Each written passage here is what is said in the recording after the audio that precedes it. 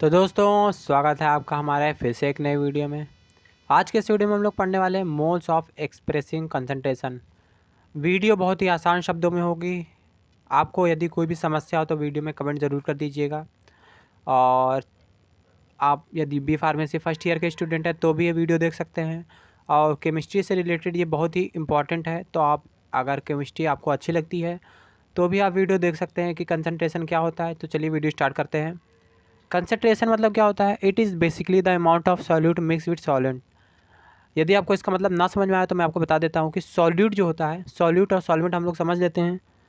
इसके पहले की वीडियोस में हम लोगों ने सॉल्यूट और सॉल्वेंट को अच्छे से समझा है। यदि आपने अभी भी ना समझा हो तो उसको जाके पहले देख लें। पहले हम लोग समझ लेते हैं कि सॉल्यूट और सॉल्वेंट क्या होता है। बेसिकली आप ये समझिए कि यहाँ पे हमारा क्या है, एक पानी है, इसमें पानी है, ये हमारा चीनी है। तो पानी हो गया हमारा सॉल्वेंट, पानी हो गया हमारा सॉल्वेंट, चीनी हो गया हमारा सॉल्यूट, पानी हो गया सॉल्वेंट, चीनी हो गया सॉल्यूट, पानी क्या हो गया, सॉल्वेंट, चीनी हो गया सॉल्यूट। तो जब हम लोग सॉल्यूट को सॉल्वेंट में घोल देंगे तो ये हमारा क्या बनाएगा, सॉल्यूशन बनाएगा।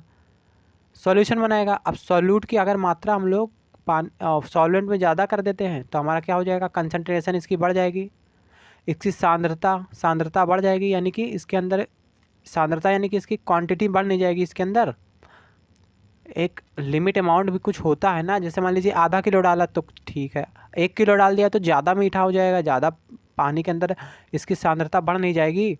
तो बेसिकली यही है कंसंट्रेशन और कुछ नहीं है। अगर हम लोग चीनी को पानी में घोल दें और घोलने के बाद घोलने पर उसकी कंसंट्रेशन बढ़ जाए, क्या हो जाए, बढ़ जाए।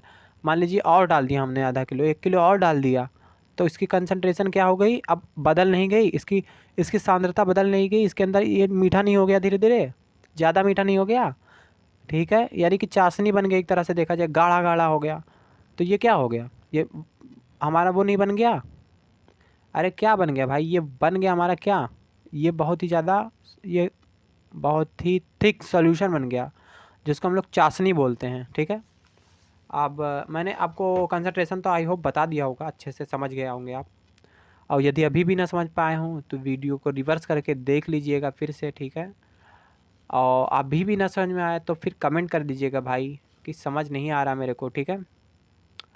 और फिर मैं आपको बताता हूँ अगला टर्म कि मोलैरिटी क्या होता है।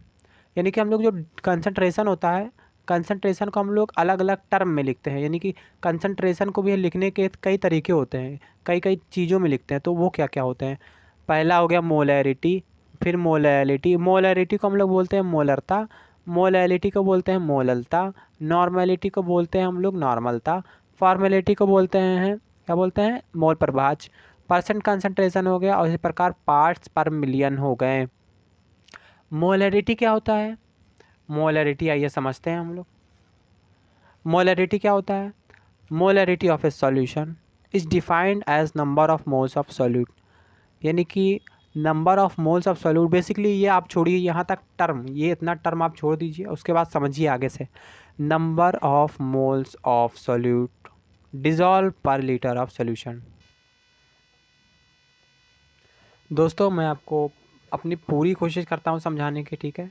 मैं हर वो संभव प्रयास करता हूँ कि आपको किस तरह से मोलरता समझ में आ जाए। मैं पूरी पूरी कोशिश कर रहा हूँ आपको समझाने की, ठीक है। यानी कि आपको, आप जब पहली पहली बार समझ सुनते हैं कि मोलैरिटी क्या होती है, मोलरता क्या होता है, तो बहुत कन्फ्यूजन लगता है ना कि अरे ये क्या चीज़ है। तो इसलिए मैं आपको बहुत ही आसान शब्दों में बताना चाहता हूँ, क्या, number of moles of solute. यानी कि सॉल्यूट क्या होता है मैंने आपको बता दिया, सॉल्यूट क्या होता है। यदि सॉल्यूट ही आप ना जान पाए तो पहले आप वीडियो हमारी रिवर्स करके देख लीजिए दोबारा से, फिर मोलरता समझिए। तो सॉल्यूट अगर आप समझ गए हैं तो मैं आपको बताता हूँ number of moles of solute. अब number of moles of solute क्या होता है, ठीक है, मैं अभी आपको बताऊंगा, लेकिन आप ये पहले आगे का टर्म देख लीजिए। आगे हम लोग पढ़ लेते हैं पहले number of moles of solute, ठीक है। अभी बताता हूँ मैं आपको number of moles of solute dissolve पर लीटर ऑफ सोल्यूशन। यानी कि इसको हम लोग क्या कर देते हैं, डिज़ोल्व कर देते हैं पर लीटर ऑफ सोल्यूशन में, जिसको हम लोग एम से प्रदर्शित करते हैं, कैपिटल एम से। और एम इज इक्वल टू होता है number of moles of solute upon volume of litre, ठीक है, volume of solution in litre. तो आइए चलिए हम लोग समझते हैं कि मोल्स ऑफ सॉल्यूट होते क्या हैं, ठीक है। मोल्स ऑफ सॉल्यूट क्या होते हैं, कैसे लिखते हैं हम लोग। तो मोल इज इक्वल टू क्या होता है, मास गिवन। यानी कि अब अगर हम लोगों को किसी भी चीज़ का सॉल्यूट का मोल निकालना है, कोई भी सॉल्यूट है, क्या है, कोई भी सॉल्यूट है, उसका हम लोग मोल किस प्रकार निकालेंगे, मास गिवन अपान मोलिकुलर वेट। ठीक है, मास हम लोगों का दिया रहेगा और मोलिकुलर वेट क्या निकाल लेंगे हम लोग, मोलिकुलर वेट निकाल लेंगे। तो इस तरीके से हम लोग क्या निकाल आएगा, मोल निकल आएगा। आइए एक एग्जांपल हम लोग समझते हैं, तब आप अच्छे से समझ पाएंगे। इधर देखिए आप, एग्जांपल में है जैसे कि example mole is equal to mass given, यानी कि मास हमारा पहले से गिवन रहेगा, मास हमारा दिया रहेगा। मास का मतलब होता है द्रव्यमान, द्रव्यमान हमारा पहले से दिया रहेगा और मॉलिक्यूलर वेट हम लोग निकाल लेंगे। तो द्रव्यमान जैसे कि यहाँ पे एक सवाल लिखा हुआ है, क्वेश्चन लिखा हुआ है, क्या लिखा हुआ है, find number of moles in 146 gram HCl। तो मैं आपको फिर से बताता हूँ, सवाल हमारा यहाँ लिखा हुआ है, find number of moles in 146 gram HCl, यानी कि हम लोग को मोल ढूंढना है, HCl का मोल ढूंढना है 146 ग्राम में। 146 ग्राम में हम लोग को HCl यानी कि हाइड्रोक्लोराइड का मोल ढूंढना है। तो हम लोग किस प्रकार निकालेंगे, मास हमारा गिवन है 146 ग्राम, मॉलिक्यूलर वेट क्या होता है HCl का, मॉलिक्यूलर वेट कितना होता है, आइए निकालते हैं हम लोग। मॉलिक्यूलर वेट ऑफ हाइड्रोजन, पहले मॉलिक्यूलर वेट ऑफ हाइड्रोजन यानी कि H का 1 होता है, ये आपको पता होना चाहिए पहले से ही। मॉलिक्यूलर वेट ऑफ क्लोरीन क्या होता है, 35.5 होता है। तो इन दोनों को जब हम लोगों ने जोड़ दिया कितना हो गया, 36.5 हो गया। कितना हो गया, 36.5 हो गया। अब हम लोगों का जब मॉलिक्यूलर वेट ऑफ HCl और मास गिवन निकल आया है, यानी कि मास हमारा अगर निकल आया, अब मास तो पहले से ही दिया है 146 ग्राम, HCl का मॉलिक्यूलर वेट निकल आया है, तो क्या हो गया, मास गिवन लिख देंगे यानी कि 146 ग्राम बटे मॉलिक्यूलर वेट यानी कि 36.5 हो जाएगा। तो मास कितना है 146 ग्राम और मॉलिक्यूलर वेट कितना है 36.5, तो इन दोनों को डिवाइड कर देंगे। तो जब हम लोग डिवाइड करेंगे तो क्या हो जाएगा, number of moles of HCl, यानी कि अब हम लोग HCl का क्या निकाल लेंगे, मोल निकाल लेंगे। तो 146 बटे 36.5 इसको भाग कर देंगे तो कितना आ जाएगा, 4 मोल आंसर आ जाएगा। आइए हम लोग मोलरता पे एक सवाल लगा लेते हैं पहले। ये हमारा 2 मोल ऑफ NaOH है, ठीक है। क्वेश्चन हमारा, मैं पहले क्वेश्चन आपको पढ़ के बता देता हूँ, तो मैं आपको सवाल बताता हूँ। 2 mole of NaOH dissolve in 1000 ml of solution, यानी कि NaOH जिसको हम लोग सोडियम हाइड्रोक्साइड बोलते हैं, इसके 2 मोल को हम लोगों ने 1000 ml वाटर यानी कि 1000 ml सॉल्यूशन में, सॉल्यूशन कुछ भी हो सकता है, वाटर हो सकता है। यहाँ पे दोस्तों हम लोग यहाँ पे सॉल्यूशन नहीं सॉल्वेंट लिखना चाहिए यहाँ पे, यानी कि सॉल्वेंट में हम लोग क्या कर देते हैं, डिज़ोल्व कर देते हैं। तो डिफ़ाइन करिए इसकी मोलैरिटी क्या है, ठीक है।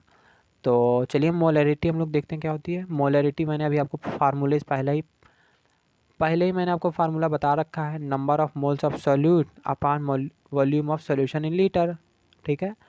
तो मोल इसका कितना है, number of moles of solute कितना है, 2 मोल, यही तो है सॉल्यूट, NaOH ही तो सॉल्यूट है। तो 2 मोल हम लोगों का सॉल्यूट इसमें मैंने डाल दिया 2।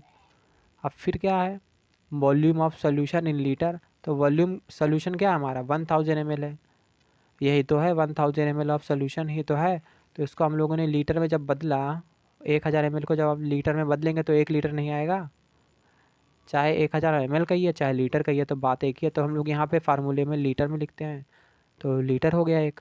अब इसको हम लोगों ने जब डिवाइड किया तो क्या हो गया हमारा, डिवाइड किया जब हमने तो ये क्या हो गया हमारा, 2 मोल नहीं आ जाएगा, 2 मोल आएगा कि नहीं आएगा बताइए, 2 मोलरता आएगा कि नहीं, यानी कि इसकी हमारी मोलरिटी क्या हो गई, सवाल की मोलरिटी क्या हो गई, 2 मोलरिटी हो गई, ठीक है। तो आई होप आपको मोलरिटी अच्छे से समझ में आ गई होगी। तो चलिए एक टर्म हमारा मोलैलिटी है उसको भी समझ लेते हैं, वो भी बिल्कुल सेम ही है, इसलिए मैं आपको इसी वीडियो में बता देता हूँ।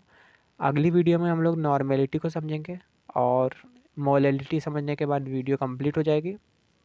It is defined as number of moles of solute dissolve in 1 kilogram of solvent, यानी कि बेसिकली यहाँ पे कुछ भी चेंजिंग नहीं हुआ है।